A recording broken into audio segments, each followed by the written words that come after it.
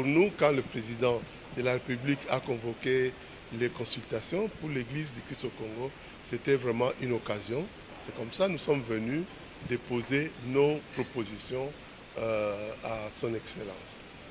En ce qui nous concerne, nous avons estimé que tout le monde doit respecter la Constitution de la République, tout le monde doit respecter également les institutions de la République.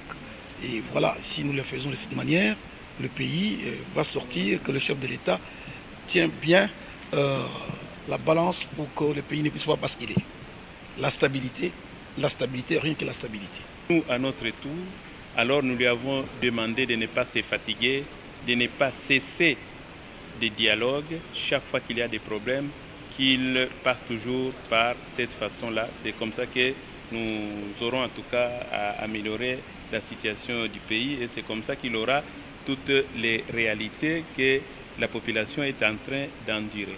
Par rapport à la crise politique, le souhait de l'armée du salut est que l'unité soit réellement vécue dans ces pays pour que ces pays puissent sortir de cette crise que nous sommes en train de vivre. Pour la 23e fois qu'on parle de consultations dans ces pays, parce que jusqu'au dialogue de la CENCO, c'était pour la 22e fois que les Congolais s'est rencontrés pour échanger. Et lorsque vous divisez cela par le nombre de nos années d'indépendance, vous comprendrez que ce sont les conflits qui tirent les pays vers le bas. Nous, en tant que pasteurs, nous sommes là pour conseiller que tout ce qui sera fait soit fait en faveur de la paix et du développement de la RDC. Et nous espérons qu'à la fin de ces consultations, nous aurons de bonnes conclusions. Le président de la République, dans le cadre des consultations qu'il a engagées, ici en tant que membre de la Commission électorale nationale indépendante.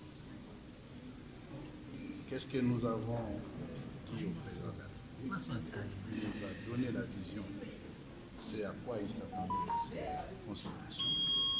Nous lui avons présenté premièrement la nécessité de la stabilité de la paix.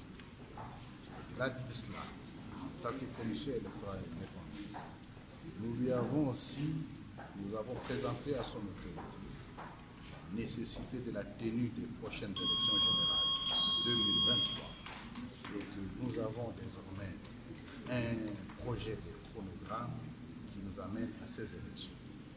Bien entendu, il y a d'autres questions qui touchent les processus électoraux en général, dont, disons, notamment les préparatifs et surtout l'assainissement de l'environnement avant tout préparatif de ce processus électoral. Monsieur le Président, le DDH a donné son avis et cet avis a été pris en compte par le Président de la République. C'était un avis qui tenait compte aussi de la promotion et la protection des droits de l'homme en rapport avec notre mission. Et c'est ce qui a fait que nous puissions éclaircir le Président de la République par rapport à la question qu'il nous a posée. Et nous avons trouvé que le Président était vraiment attentif et nous a remerciés pour cette contribution. Nous avons aussi constaté que dans la Constitution, il est permis de faire des coalitions. Et lorsqu'on a fait une coalition, lorsqu'on estime qu'à mi-parcours, une évaluation et ça ne marche pas, il est toujours loisible de revoir les conditions ou de faire une nouvelle coalition. Le chef de l'État, parce qu'il nous a dit dans quel contexte, pourquoi il a initié ces consultations.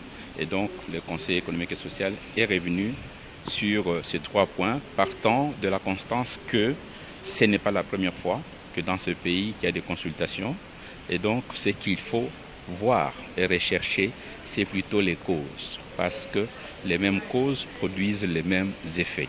Et donc, il ne faudrait pas que ce soit une énième consultation qui n'a pas de résultats. Après avoir fait un constat de ce qu'a été la commission électorale de 2006, 2011, 2018, qui était dominée par la classe politique, nous avons vu que ça n'a pas donné un résultat et la commission électorale nationale indépendante était devenue un enjeu de gérer les élections. Et c'est pourquoi nous avons fait une proposition au président de la République qu'on puisse, 1, dépolitiser la commission électorale nationale indépendante, 2, faire une commission électorale indépendante composée des experts des organisations de la société civile en matière électorale et parler aussi du problème du recensement l'identification de la population et qu'on puisse doter de moyens à l'ONIP pour faire le recensement raccourci.